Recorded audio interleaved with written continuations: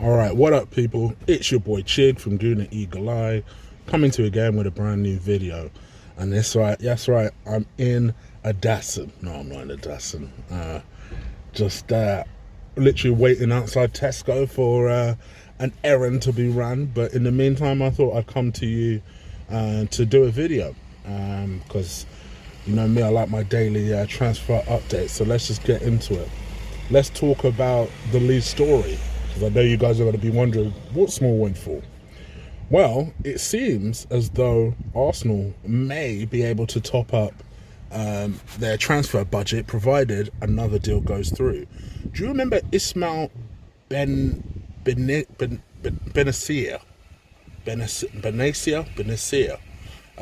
He is the Algerian midfielder who we let go of 3 years ago.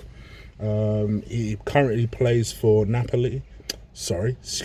currently plays for Empoli, and has been performing pretty well actually. He's had a number of assists to his name, had a couple of goals to his name, still 21 years old, and he's the subject of interest from Napoli. So you're probably thinking, well, he's not our player, so what has this got to do with anything? Well, Arsenal, funny enough, there's all this talk about sell-on clauses for Zaha. Arsenal were clever enough to put one for Bennacer. It looks like we have a 30% sell-on clause with Empoli, so that if they do decide to get rid of him, and there's big numbers being talked about this kid, some say that he could go for as much as 20 million, and obviously if that happens, then we could get 30 million of that, and quite honestly, don't get me wrong, it ain't going to help for the deal for Zaha, but at least it will help towards securing some of the deals that we have outstanding at the moment. Yeah, it's about time. I think we need to do more of this, you know, put in sell-on clauses to some of these guys, put in recall clauses for loans when we make them happen.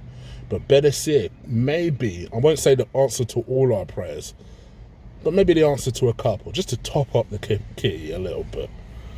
Every little bit helps, and that has nothing to do with the supermarket that I'm currently in.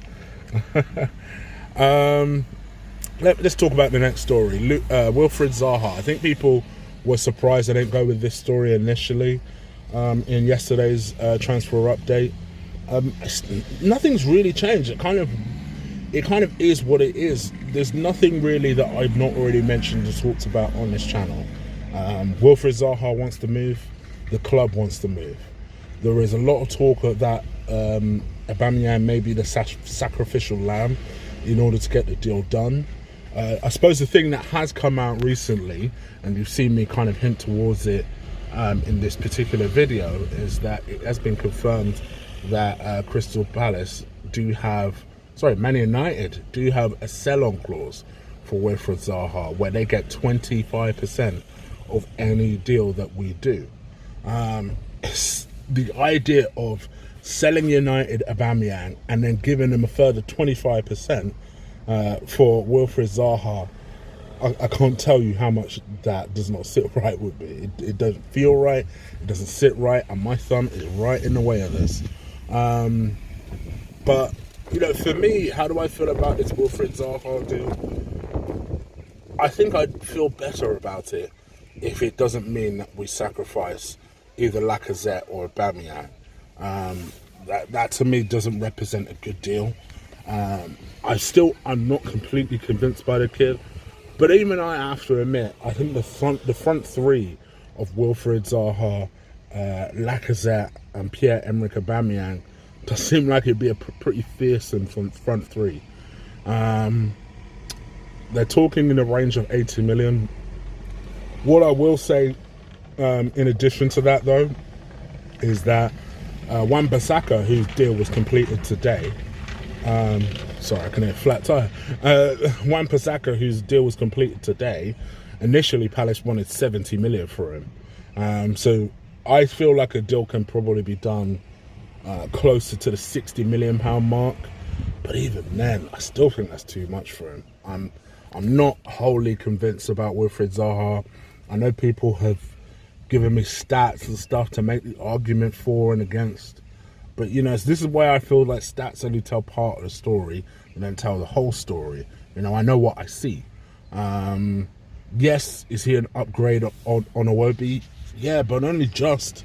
I honestly don't think he's as much of an upgrade on Iwobi as you guys like to think.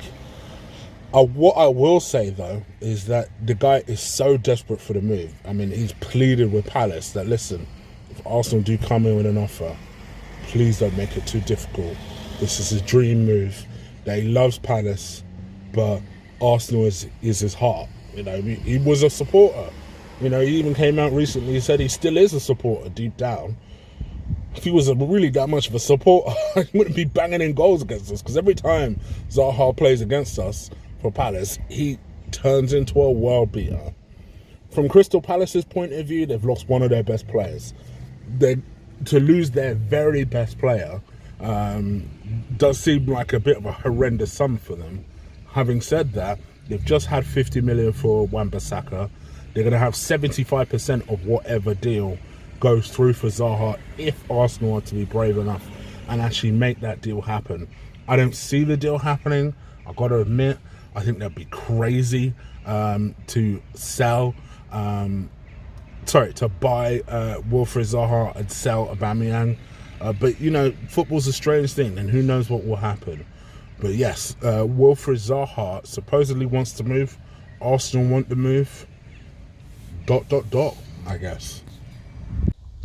Okay, let's talk about this next story. I didn't really want to talk about this just because, I ain't gonna lie, it depressed the fuck out of me. Arsenal are supposedly interested in signing Gary Cahill on a free transfer. 33-year-old Gary Cahill. And I'll be honest, this has really done full circle with me. I've really done a 180 on Gary Cahill. Before Gary Cahill went to Chelsea and came from Bolton, I was a massive advocate of signing him, and I still believe that the previous manager should have. It was something that I had many a debate with friends about. And when you really take stock and think about his career, he's had a decent career. He was never better than the racist, and he was never a superstar defender. But I'll tell you what, he did a better job than most of our defenders. That's for damn sure over the years. Signing him now, it reaffirms our status as essentially the place where Chelsea players come to retire.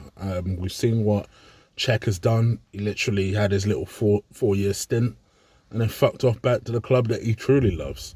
Gary Cahill, I'd almost rather Mustafi, to be honest. I honestly would. I never thought I would say that. I'd almost rather Mustafi.